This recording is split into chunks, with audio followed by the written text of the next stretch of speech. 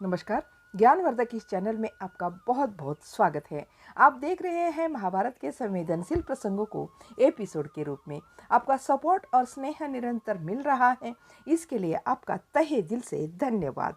पिछली वीडियो में आपने देखा होगा कि दुर्योधन के राज्यसभा में कृष्ण ने जब युद्ध टालने की बात की तो दुर्योधन ने क्या किया।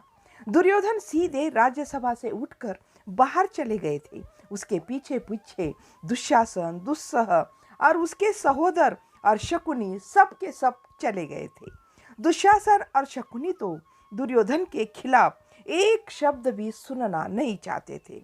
उन सब ने कहा था कि कृष्ण के चक्कर में पड़ना ही नहीं है। महाराज दुर्योधन की सत्यनिष्ठ बातों को अधिक महत्व देना चाहिए। दुर्योधन ने कर्ण को बाहर बुलाकर पूछा कि कर्ण, तुम ऐसा क्यों किए?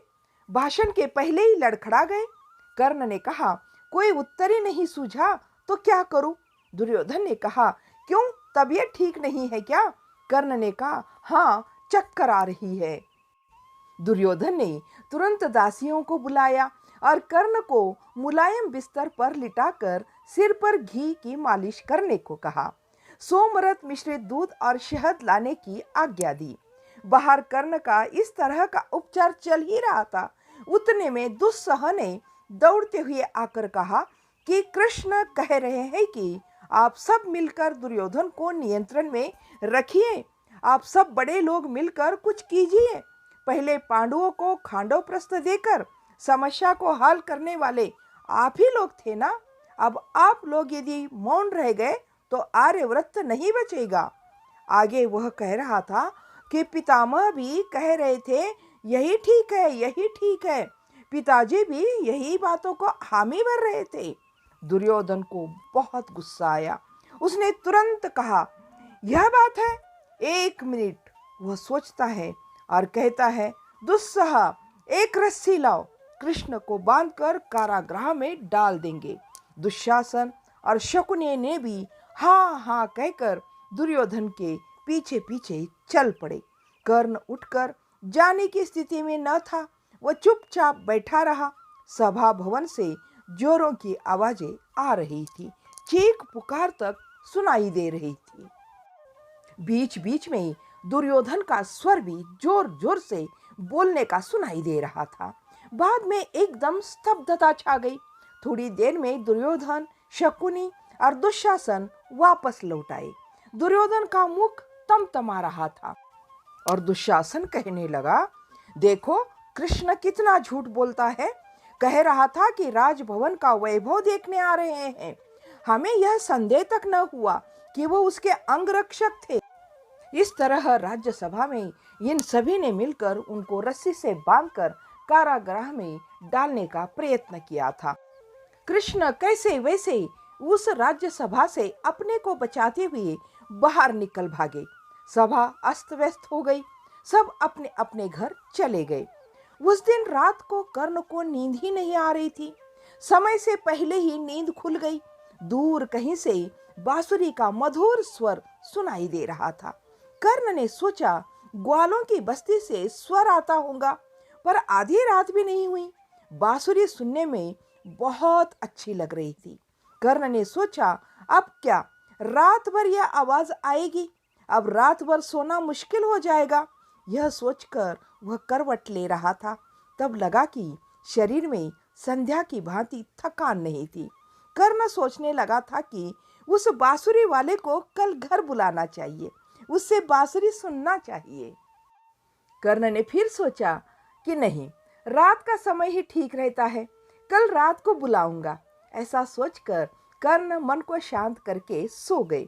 कर्ण को सभा में कृष्ण द्वारा दुर्योधन को बोली गई बातें याद आ रही थी। कैसे कृष्ण कह रहा था, मन से द्वेष त्यागो, बिना द्वेष त्यागे तुम समझ नहीं पाओगे। द्वेष, मत्सर, भय, इन सब से त्याग कर तुम नए मनुष्य बनो। इस युद्ध को रोकना कठिन काम नहीं। कैसे कह रहा था कृष्ण। कर्ण आगे सोचता है कि मुझे भी कृष्ण ने यह बात कही थी। कर्ण, तुम्हारा प्रश्न यही है ना कि अपने 65 वर्ष के जीवन को एकदम एक ओर रखकर एक बिल्कुल नया मनुष्य कैसे बना जाए। कर्ण आगे सोचते हैं कि सूत जाति के अनुसार सूत जाति के ही संस्कार हुए, सूत स्त्रियों से विवाह हुआ, बाल बच्चे हुए, उसी जाति के संस्कार बने। दुर्योधन के साथ गहरी मित्रता हो गई और पांडवों से उतना ही गहरा द्वेष भी बढ़ गया। इन सबको नकार देकर क्या यह सब संभव है? कृष्ण कहता है, कर्ण, यही तुम्हारा प्रश्न है ना? कर्ण, सूत संस्कार आदि बाहरी बातें हैं। तुम्हें अपने जन्म के बारे में जिस नए सत्य का पता चला है, तुम उसे स्वीकार करो। इसके बाद उसको संस्कार के सम्मुख उद्घोषित करो। देखो कर्ण, विचार करो, नए मनुष्य बनो। वैसे कृष्ण ने कर्ण को और भी बहुत बातें कही थी। कर्ण सोचते हैं कि कानिन पुत्र सहित पांडु महाराज कुंती से विवाह करते तो उन्हें संतान के अभाव से दुखी होकर हिमालय जाने की आवश्यकता नहीं पड़ती। मैं ही महाराज पांडु का एकमात्र पुत्र बनता। दुर्योधन का बड़ा भाई, वह भी 12 वर्ष बड़ा। मैं ही कुरुकुल का एकमात्र अधिपति बनता और दुर्योधन युवराज बनता। धर्म, भीम, अर्जुन यदि होते भी तो मुझे बड़ा समझकर मेरी सेवा करते। संभवतः मुझे ही राजसूय यज्ञ कराते, अतः मैं ही दुर्योधन का पहला शत्रु बनता। मन कहीं कहीं से कर्ण का इस तरह भटक रहा था। शाख से उड़ा पक्षी आधार और दिशा भूल जाता है ना, उसी तरह कर्ण की अवस्था हो गई थी। कर्ण रात भर यही सोचता रहा, यदि नया संबंध प्रकट किया जाए तो दुर्योधन को कैसे लगेगा? क्या वह कहेगा कि इंद्रप्रस्थ के अधिपति तुम ही हो, वे नहीं? पर क्या उसे यह मालूम नहीं कि वे लोग मेरे साथ रहेंगे? यह सब पागलपन है। वे पांडु के नाम पर पैदा हुए हैं, मैं तो केवल कानिन हूँ। पांडु के नाम और संस्कारों से न जोड़कर बाहर फेंका गया परित्यक्त पुत्र हूँ। आज हम अचानक भाई कैसे बन सकते? 65 वर्ष के अनुभव की लुगदी बनाकर उन्हें फिर से एक नई आकृति, एक नया रूप देना संभव है क्या?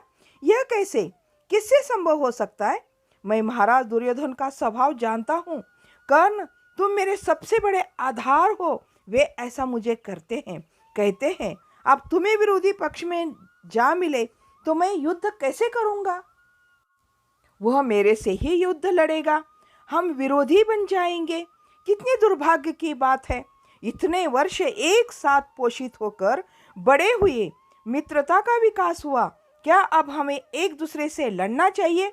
अथवा मैं किसी पक्ष से नहीं लड़ूंगा कहकर मैं देश ही त्याग कर चला जाऊं तो इससे समस्या का समाधान हो सकता है क्या? 65 वर्ष पूरे कर चुका हूं। नगर और गांव छोड़कर किसी अरण्य में जाकर पर्णकुटी बना लेनी चाहिए। ठीक है, निवृत्ति ही मेरे लिए सही मार्ग है। यह निश्चय करके सांत्वना की एक सांस छोड़कर कर्ण ने बाई करवट बदल ली। इस तरह कर्ण कृष्ण के बातों से विचलित हो गए थे। तो इस कहानी को करते हैं अब यहीं पर समाप्त। इस कहानी का अगला भाग अगले वीडियो में जरूर देखिएगा। तब तक के लिए जय हिंद, जय भारत।